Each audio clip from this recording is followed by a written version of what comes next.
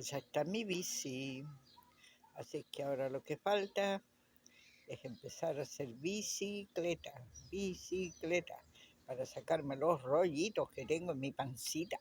Mi pancita tiene rollitos y me los tengo que sacar a mis rollitos. Al final yo me quería comprar una bici, no pude comprarme la bici porque Juan dice que no, que esa está bien, que esa está bien. Y yo no quería esa bici, yo quería otra, me gustaba otra. Pero bueno, cuando la cosa está idiota, ¿qué le vamos a hacer? Está idiota, está enojado el viejo, entonces, bueno, vamos a andar en esa bici.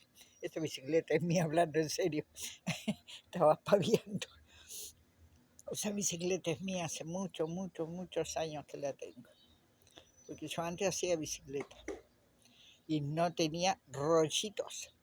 Después dejé de hacer bicicleta, ahora tengo un poquito, no panzona, pero un poquito de pancita así.